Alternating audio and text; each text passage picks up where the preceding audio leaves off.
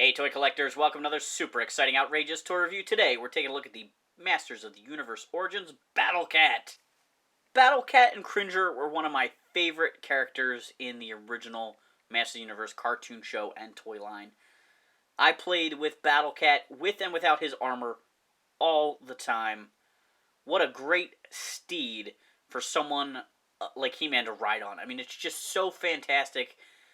A giant cat with these outlandish colors. It's just fantastic. And to now have an articulated one, ooh, I'm very excited.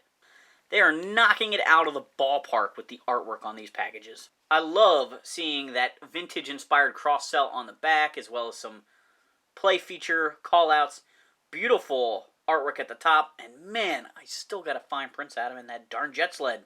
Oh man, there he is.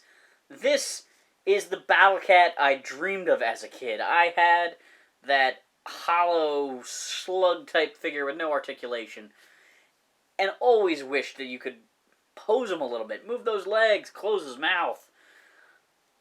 This is fantastic. So Battle Cat is not quite as articulated as the Masters of the Universe Classics one is, but I wouldn't expect anything in Origins to be quite that well articulated. I've only played with him for just a moment, but it would be nice if you could position his paws up and down a little bit, just to kind of increase the realism of him, like, standing on rocky crags and things like that, but it's still a really, really fun toy. Alright, I'm starting with just the tiger body here.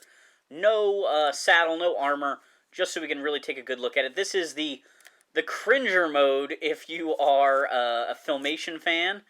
And if you like the mini-comic barbarian style He-Man, this would just be like an untamed, wild, Eternian tiger. So he has a head here that can turn side to side. It's hard to describe the joint. It moves side to side pretty much. There's no real up and down movement there, I guess. But that works out really nice. And then there's a pivot right behind that. So those 2 points give you a lot of posability in the head. He also has that articulation point in the jaw, which is great, so you can have him roaring or biting.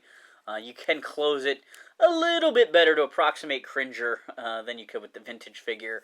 But you know, Cringer is not really just Battle Cat without the armor, even though that's how we had to pretend. He's got a pivot and a hinge in his elbows in those front legs and a swivel at the shoulders.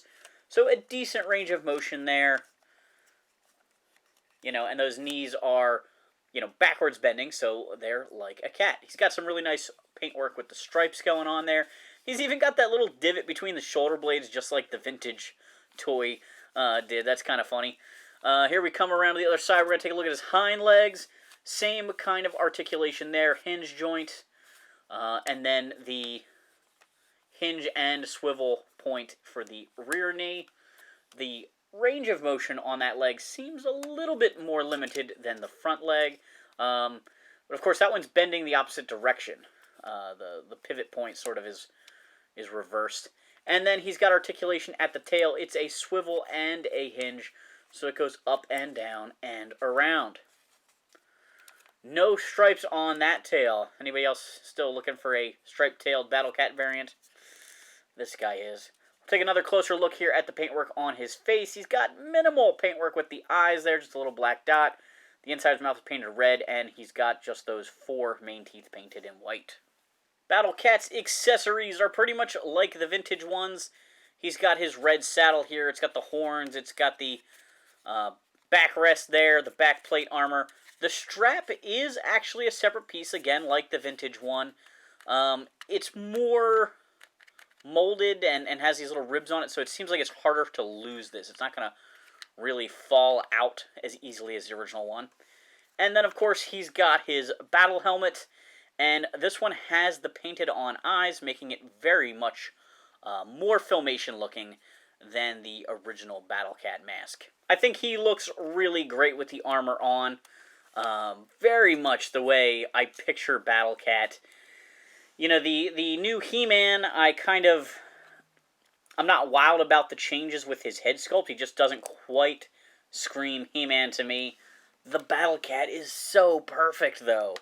I can't wait to get the head from the deluxe Battle Armor He-Man, put it on this body, and recreate my childhood with these more modern, articulated, and detailed figures.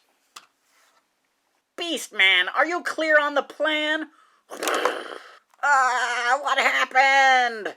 Oh, when you said Battle Cat, I thought you meant somebody else. The Masters of the Universe Origins Battle Cat is a really great beast character.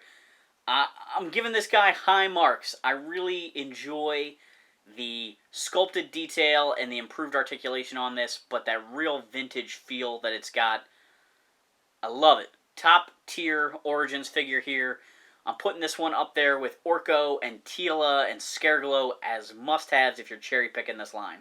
Let me know in the comments down below what your thoughts are on the Origins line. Do you think we'll get a Swiftwind figure? Thanks for watching this super exciting, outrageous toy review. Make sure to like, subscribe, and check out my other videos.